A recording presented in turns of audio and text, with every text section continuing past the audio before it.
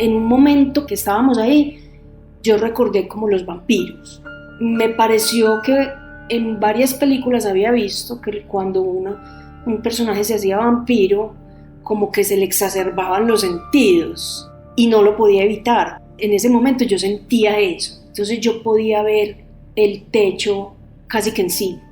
Las tablas, yo veía cada ranura de la tabla y eso va entrando, eso es una maquinita y va metiendo de a poquiticos, como de miligramitos así, y eso suena tan, tan, y uno va sintiendo cómo va entrando y cada vez tiene menos control de sí mismo.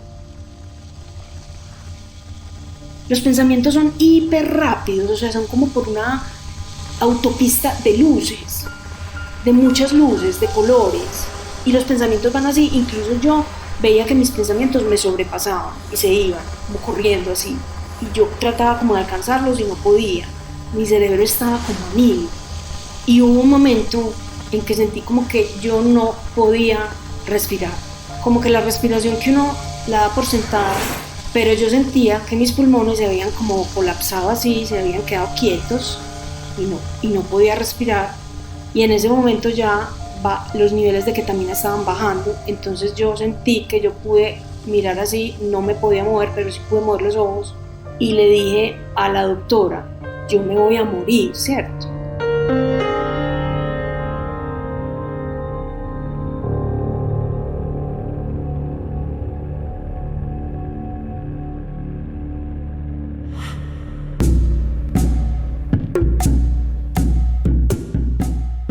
Yo soy Adriana Correa Velázquez. Esto es Atajos Mentales, un podcast para hablar de lo que casi no se habla, de ciencia y psicodelia.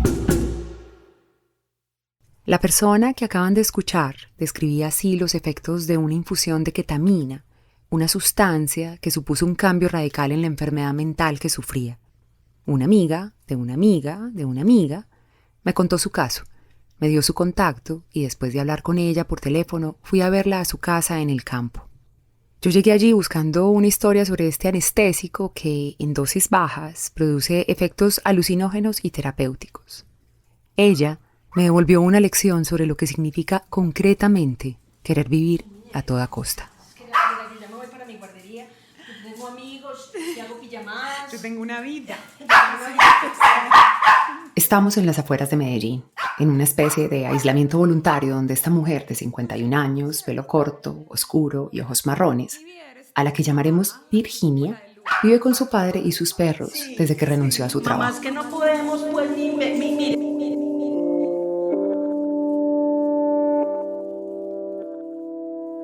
Bueno, Virginia. ¿Por qué es que te vas a llamar Virginia? Porque admiro mucho una Virginia que existió, que a pesar del dolor que sentía como de vivir, logró expresar a través de sus escritos, digamos, como cierta lucidez frente al mundo que ella veía. A pesar de que era oscuro, ella le encontraba como unas rendijas donde pasaba una luz y lograba poner eso en palabras muy bonitas. Virginia se refiere a la escritora británica Virginia Woolf. A las dos Virginias las separa el tiempo. La de este episodio nació casi 3 décadas después de la muerte de la escritora. La Virginia famosa usaba como medio de expresión las letras, mientras nuestra Virginia bota lo que escribe y prefiere usar su cuerpo para hacer catarsis con artes marciales.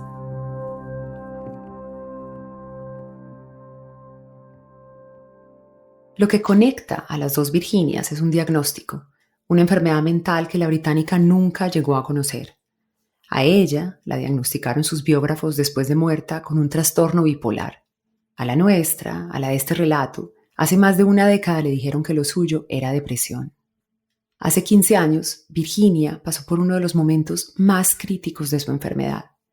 Aunque deseaba aferrarse a la vida, quería morirse. Yo lo único que sabía era que yo tenía una tristeza profunda, pero del alma, del corazón, de la vida, y que yo no quería existir. No veía razones suficientes.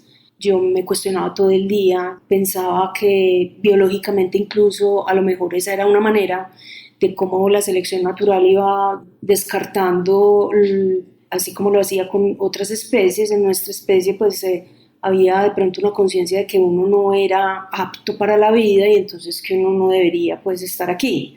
O sea, yo llegué a muchas conclusiones desde muchas disciplinas, porque leía mucho, porque no me gusta sentir algo y no saber qué es lo que estoy sintiendo, no saberlo explicar, no saber en qué consiste. Entonces, esa parte exploratoria fue muy dolorosa porque es uno. O sea, el objeto de estudio no era otro, era yo misma.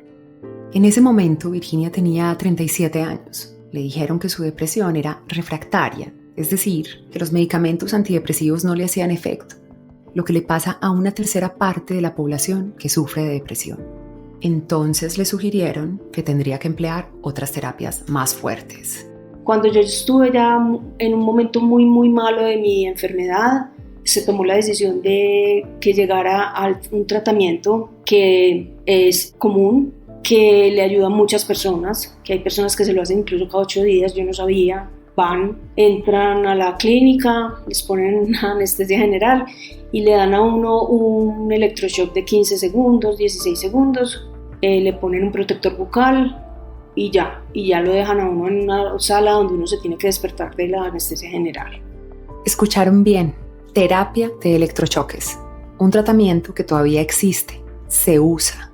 Hay un psiquiatra por ahí que alguna vez me dijo, no, es súper efectivo. Haz de cuenta que tienes un árbol lleno de naranjas y llegan y le hacen así, se caen todas las naranjas y las naranjas son los malos pensamientos. Y yo dije, no, perfecto. O sea, sí, me apunto. Pues era no sé, una metáfora, un símil, pero de todas maneras yo me quedé como, porque yo no creo que se caigan solo las naranjas. La verdad es que caen muchas cosas, ¿sí? Porque es que las naranjas no están solas ahí. El cerebro es una parte del cuerpo muy, muy misteriosa y muy intrincada y no sabemos todavía mucho de él. Estamos trabajando con lo que sabemos.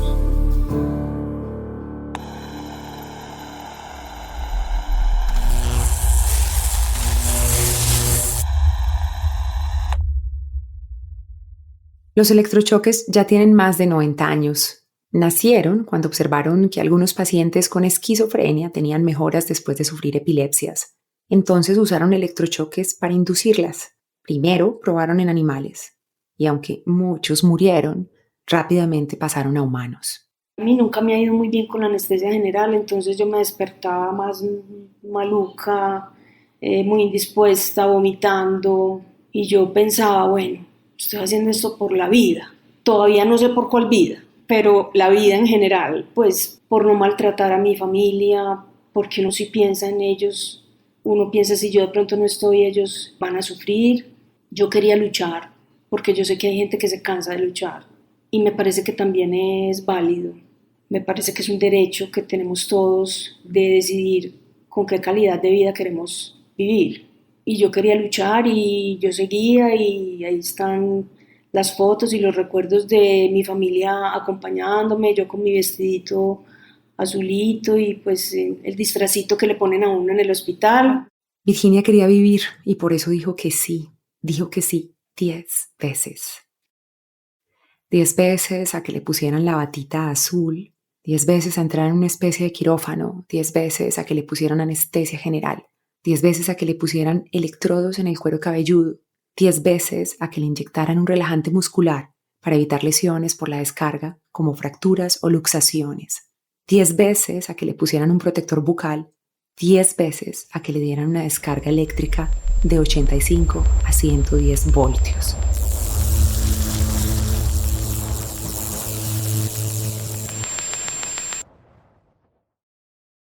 Yo sabía a lo que me estaba sometiendo. A corto plazo una pérdida de memoria, a largo plazo una pérdida de memoria un poquito más grande. Yo la noté porque como mi trabajo tenía que ver con algo del conocimiento, pues uno se da cuenta dónde están los baches que no tenía antes y que los tenía ahora. Es muy doloroso ver cómo uno estudió, digamos, puso todo de sí en un tema que le gusta a uno mucho, que uno quiere compartir con alguien y luego ya no está.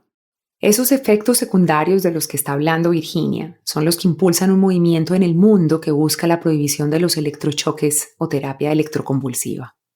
Ellos dicen que los estudios que señalan como exitosa esta terapia han omitido sistemáticamente la evidencia de efectos como pérdida de la memoria, del habla y de habilidades que, en muchos casos, son irrecuperables. A pesar de esto, esta terapia sigue siendo una práctica relativamente común para los psiquiatras y a veces hasta respaldada por los pacientes. Yo sentiría que yo perdí un 37, un 40% de lo que yo sabía, que es una parte de la vida, pues también. No son recuerdos de vivencias, son recuerdos de lo que uno graba en la memoria como conocimiento.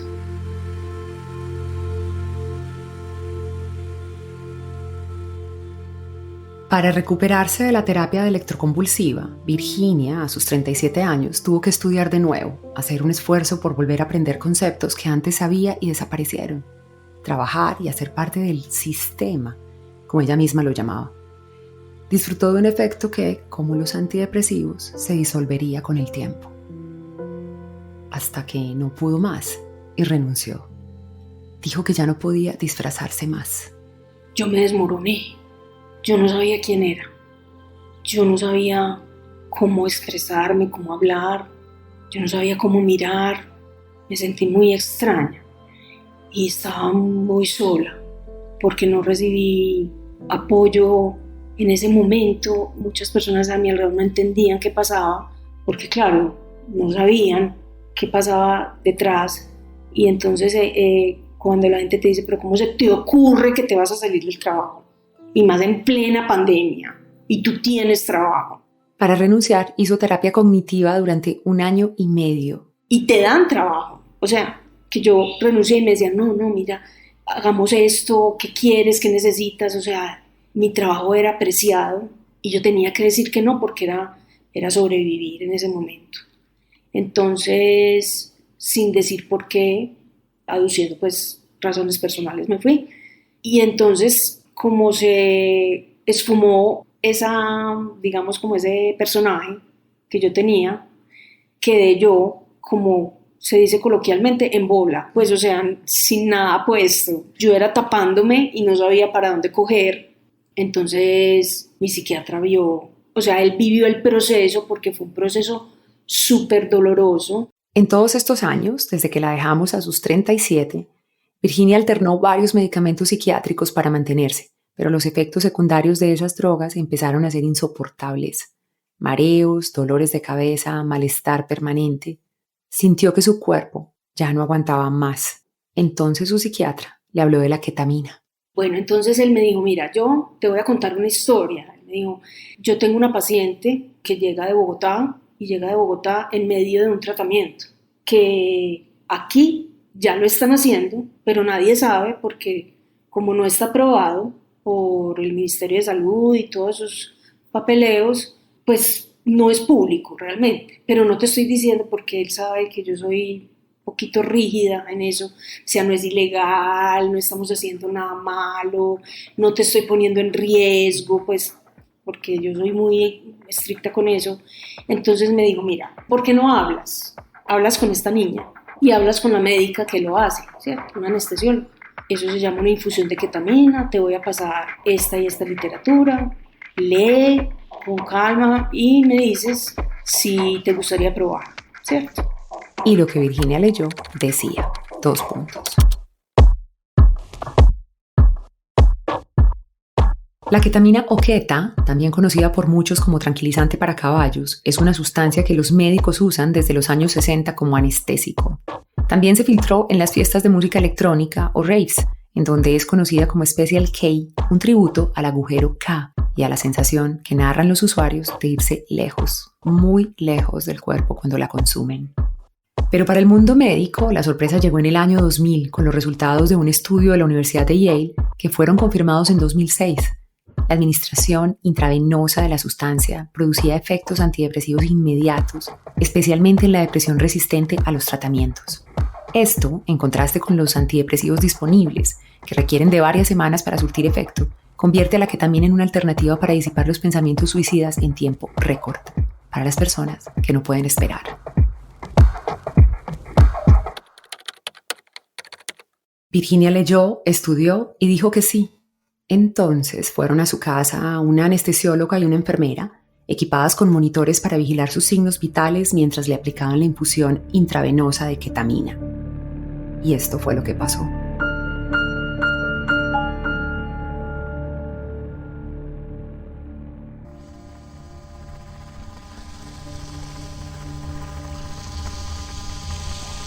Y hubo un momento en que sentí como que yo no podía respirar, como que la respiración que uno la da por sentada, pero yo sentía que mis pulmones se habían como colapsado así, se habían quedado quietos y no podía respirar.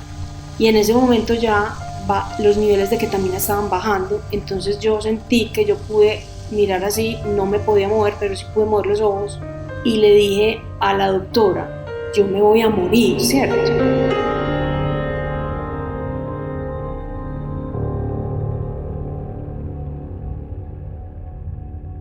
Los efectos de una dosis subanestésica pueden ir desde un ligero estado de embriaguez, con distorsiones perceptivas, hasta impactantes estados oníricos y alucinatorios, pudiendo incluso desencadenar experiencias próximas a la muerte.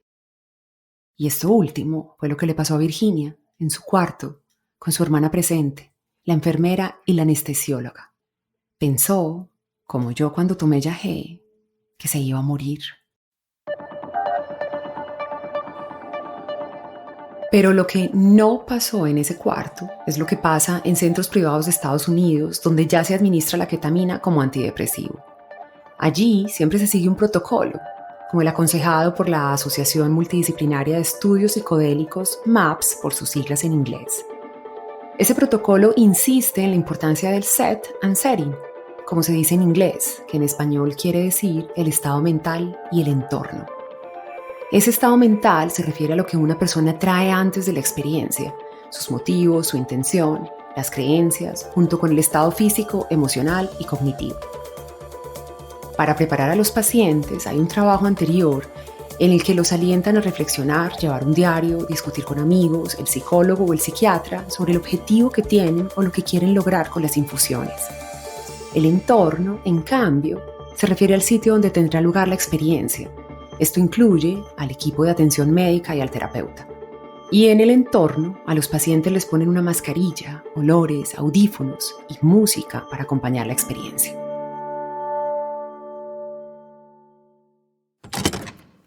Pero volvamos a Virginia, metámonos a su cuarto con ella, cuando le pasó el efecto de la ketamina, cuando regresó. Como si hubiera ido a un sitio muy aburridor, pero como agradecida de volverme a despertar. Eso me reafirmó que yo no me quiero morir. Y aunque yo me había entregado ya, yo íntimamente no me quería morir. Y cuando me desperté y vi la cara de mi hermana, sentí mucha felicidad y mucho agradecimiento. Y me sentía físicamente muy bien, como que podía haber corrido una maratón. Me sentía como fuerte, como liviana a la vez. Yo quería pararme a hacer cosas y ella me decía, no, hasta mañana no hagas nada pesado, no. Mira, aquí te dejo las recomendaciones la doctora. Y yo quería salir y no sé cómo moverme, pero tenía que estar pues como en la cama, pararme y caminar poquito porque me podía marear. Pero fue una sensación muy positiva al fin. Pues después de todo lo que pasó, yo me sentía muy bien. Ya al otro día yo estaba casi eufórica, que yo eso nunca, incluso porque yo nunca he sido amiga de las experiencias que causan euforia. Yo decía, pero ¿cuál enfermedad? O sea, ¿cuál enfermedad? Yo no estoy enferma, yo puedo con el mundo entero, o sea, que me lo lancen encima. Yo puedo con él y con otro, o sea, ¿qué necesitan de mí? Yo puedo hacerlo. El que me necesite yo le ayudo, o sea, yo puedo sola y puedo con todos. O sea, era una sensación impresionante para mí y nueva porque yo he tenido momentos muy emocionantes en mi vida, pero jamás yo me había sentido así. La euforia duró un día y al otro día ya estaba más tranquila, pero estaba muy bien, me sentía muy bien. O sea, era una cosa muy, muy inmediata, es que eso no lo logra uno con nada. Pues hay gente que se toma un café y dice que es súper chévere y que se siente muy bien, pero no era el caso. O sea, el caso mío era que yo ya no sentía un dolor en el alma, una tristeza, sentía que quería volver a empezar, quiero volver a empezar a aprender tal cosa, necesito volver a entrenar, o sea, era una avidez de vida. Yo quería vivir y vivir lo máximo y lo que más me gustaba y lo que más me gustaba hacer y estar con... Yo abrazaba a mi papá y abrazaba a mi hermana y les decía que yo te amo, es que yo te amo, quiero que sepas que te amo, no me quiero ir por ti, y abrazaba a mis perros y yo decía gracias por existir y es una experiencia súper bonita porque nunca me sentí más humana y en ese momento yo era vulnerable, yo sentía que tanto que me entregué, pero después me sentí muy fuerte, sentía como que era el Atlas, que podía como con el mundo entero y era capaz de apreciar la vida en el otro. Virginia repitió la experiencia 3 meses después. Dice que a manera preventiva, porque aún se sentía bien. Esa vez, con una dosis más baja, esa vez se pudo mover y hablar mientras la ketamina entraba en su cuerpo. En un metaanálisis publicado en la Librería Nacional de Medicina Americana, PubMed, en el que se incluyeron 88 estudios de 35 publicaciones, se observó un fuerte efecto de la ketamina en las 4 horas siguientes a una única infusión y alcanzó su punto máximo a las 24 horas. La eficacia de la ketamina todavía estaba presente 7 días después de la infusión. Múltiples infusiones dieron como resultado un efecto de ketamina mejorado y prolongado. Aunque todos los resultados coinciden en que aún hace falta investigación para observar las consecuencias de la ketamina a largo plazo, a corto plazo, la esperanza de la psiquiatría está en aumento por los escasos efectos secundarios que han observado. Cuando Virginia y yo hablamos, ya habían pasado 4 meses desde la última dosis de la infusión. A Virginia le habría gustado hacerse el tratamiento completo, unas 8 sesiones, 2 veces por semana, pero no tenía los recursos para seguir. Tendría que disponer de casi 5 millones de pesos, unos $1,200, recursos que hoy no están al alcance de Virginia ni de la mayoría de la población que se enfrenta a una depresión severa. En el mundo son 322 millones los que tienen depresión moderada o severa, casi el equivalente a que todos los habitantes de Estados Unidos tuvieran depresión.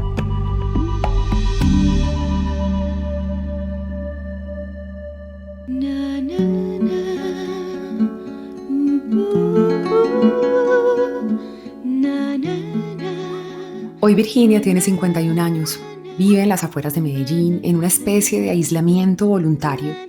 Allí, en su refugio, vive con su padre y sus perros desde que renunció a su trabajo. Hace karate y canta. Desde que renunció a su trabajo, Virginia sigue viviendo en las afueras de la ciudad, en su refugio. La que está cantando es ella.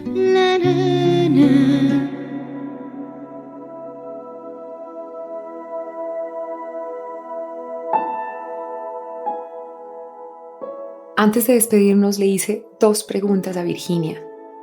La primera, ¿por qué me había dicho que sí a esta entrevista? ¿Por qué había sido tan generosa compartiéndonos su relato tan íntimo? Es absolutamente importante que las personas se enteren no solo que existen posibilidades de estar mejor, sino que es que existen las enfermedades mentales. De entrada ya tenemos un estigma espantoso sobre este tipo de dolencias. Se habla de la loquita, yo misma recibí ese apodo. Ahí viene la loquita, ahí viene la que se emociona mucho.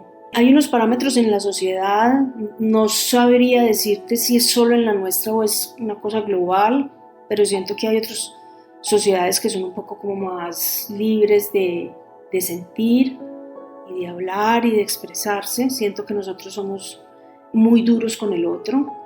El que ama mucho está errado, el que siente mucho está desfasado, el que piensa mucho terrible. Hay una serie como de estereotipos y entonces uno, si cae en 1, 2 o 3, está fregado, o sea, se lo lleva el diablo. Yo necesito como ser humano que otros seres humanos se enteren que yo no tengo que actuar para poder vivir en esta sociedad, que yo merezco un sitio y un espacio donde yo me pueda expresar libremente y que no sea juzgada. Y la segunda pregunta fue sobre sus atajos. Este podcast se llama Atajos Mentales.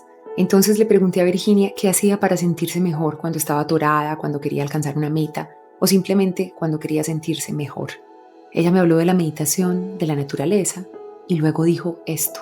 El sentir que somos parte de algo más grande, inmenso, infinito, que somos muy pequeñitos, cositas maravillosas. Y mientras Virginia me hablaba de los milagros, yo vuelvo a pensar en la otra Virginia, la escritora. También ella habló de los milagros en su novela Alfaro, cuando uno de sus personajes se preguntó por el significado de la vida, y aunque reconoce que la respuesta a esa pregunta nunca llegó, se reconforta pensando en los pequeños milagros diarios, la luz o una cerilla que se enciende inesperadamente en la oscuridad. ¿Cómo no va a ser un milagro ese pájaro? ¿Cómo no va a ser un milagro tú? ¿Cómo no voy a hacer un milagro yo? ¿Sí?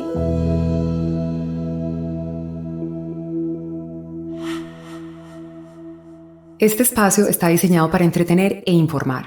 Te recomendamos consultar a un especialista cuando se trate de tu salud o antes de empezar cualquier tratamiento.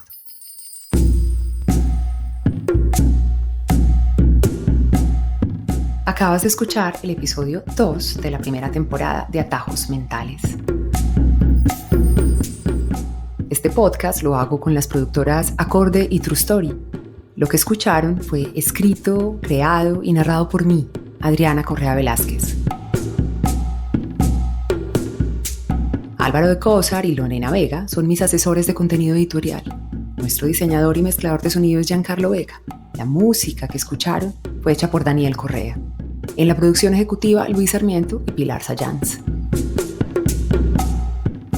Si tienes comentarios, una historia o música para este proyecto, escríbenos a adrianacorreav@atajosmentales.com o, como dirían en España, adrianacorreav@atajosmentales.com.